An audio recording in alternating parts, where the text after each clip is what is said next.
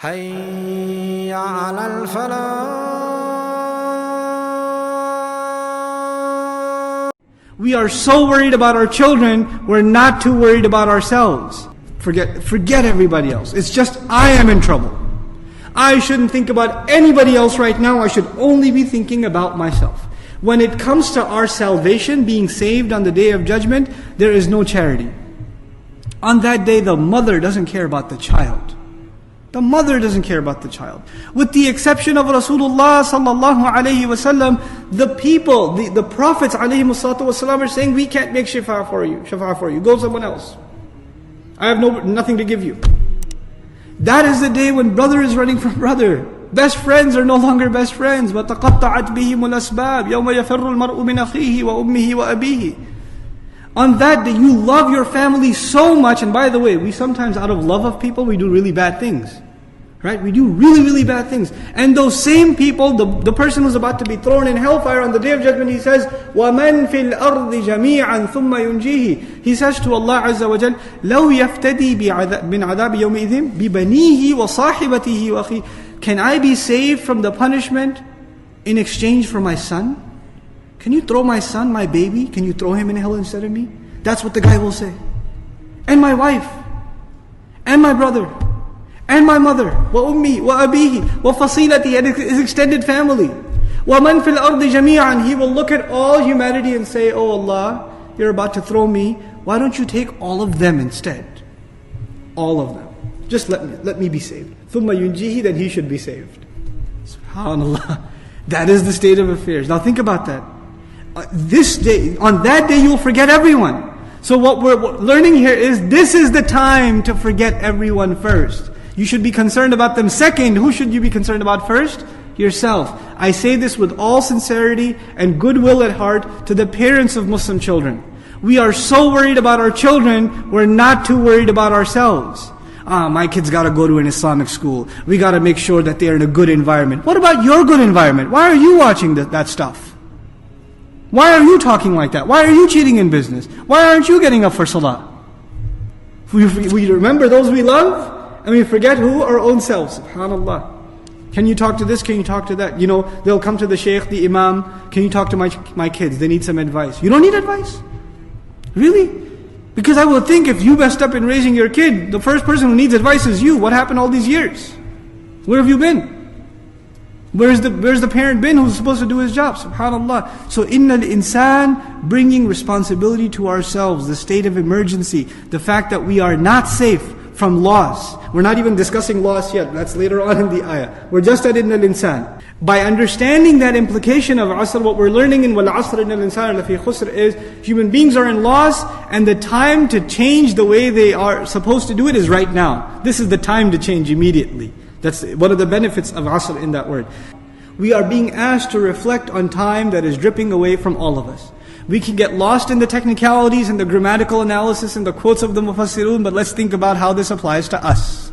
You and I have 24 hours in a day. How many of them are gone in sleep? How many of them are gone in work? How many of them are put into efforts to build our savings, dunya savings, pay the bills, but how much of it is being prepared so we can pay our bills in the akhirah? How much of it is going so that we can actually be ready to stand before Allah Azza wa Jal for that audit? There's the audit in tax season, then there's the ultimate audit that's coming, in which we all have to stand for every single thing that we've done. If I say this all the time, one of the benefits of this surah and using the word asr, because it's part of a day, is Allah is making us imagine our entire life as though it is how many? One day.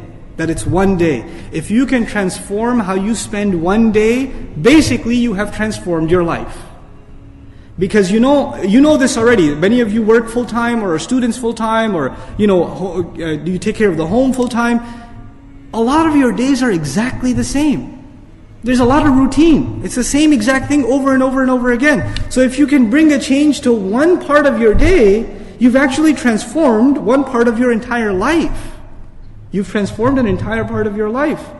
And that the time to make that change is running out. And my personal advice to you, this is not part of tafsir, just personal advice, we make changes to ourselves in Ramadan. We make those changes. We make changes for Eid. We make changes or break from our schedule on special occasions, at the death of a family member. We make changes on these kinds of special occasions, at the birth of a child, etc., etc. But then we go back to the routine. We go back to our old ways. Why do we go back to our old ways? Because we don't see the sense of urgency. You see, you don't say, man, I used to go to work on time at 9 o'clock, and I was doing that for a while, but then I just, got lazy, and now I go at 10 o'clock, 11 o'clock. You won't do that because you know you're going to get fired. There's a sense of urgency, you have to be there.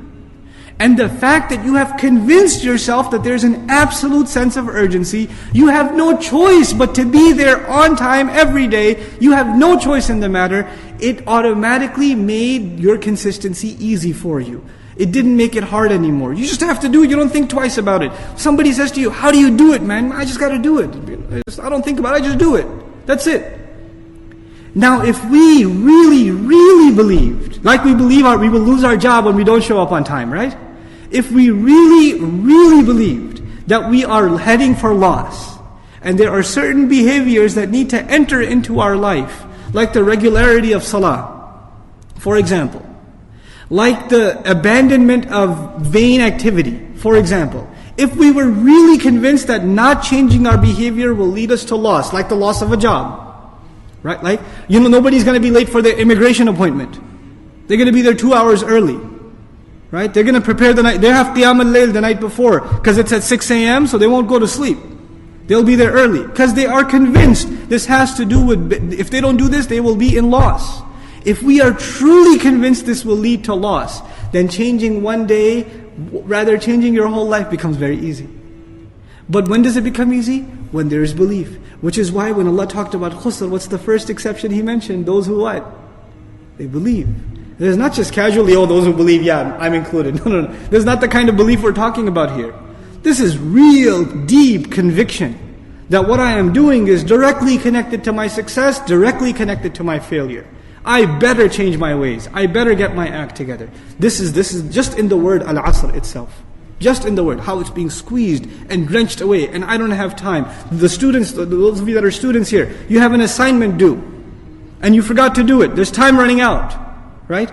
The kind of urgency you will see in a student, the kind of urgency to study for the exam before the final, the kind of urgency you will see for an accountant in tax season, the kind of urgency you will see, for example, if you're late to work, the kind of behavior you will have at home, things will be upside down, you better not be late.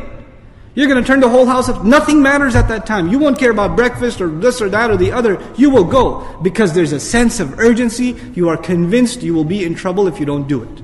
You're absolutely convinced. We have to compare that conviction to our conviction in terms of our deen. And our if your boss says to you, I swear to you, you are in trouble. If your boss says that to you, he says, I swear, he comes into the office, he doesn't point at you, he says, every single employee is in trouble. I swear. Every single one. They're gonna lose big.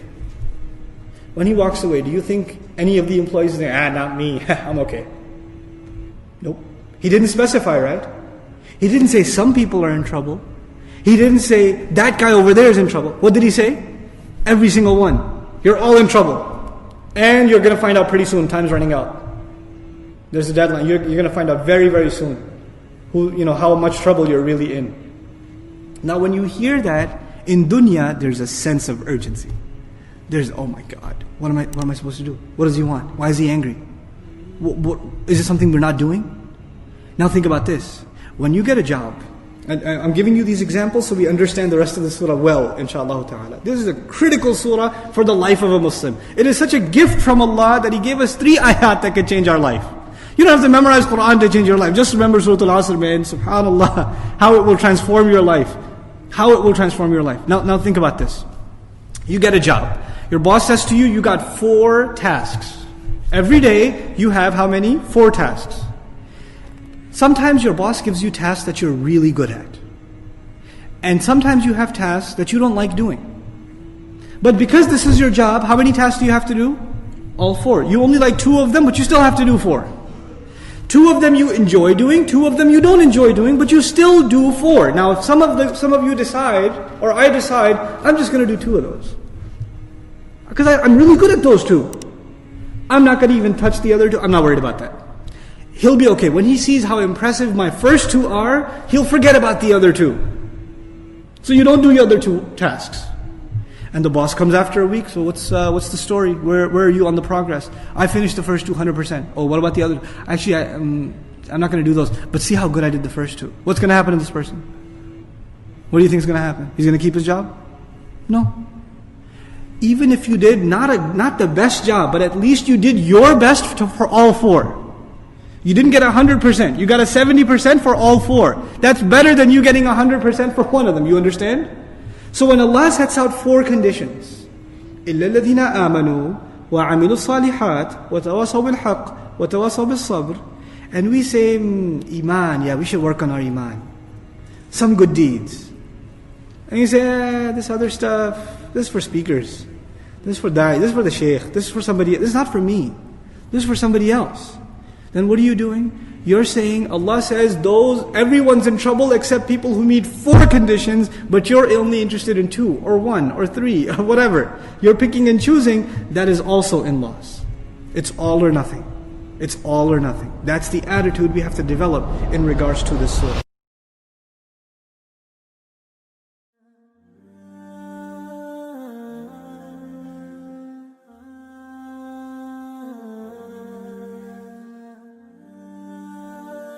Assalamu alaikum wa rahmatullah. If you enjoyed this video, please do share it with friends and family. If you want to see more videos from this series, click on the box at the top. If you want to see other videos, click on the box at the bottom. And don't forget to hit the subscribe button. Thanks.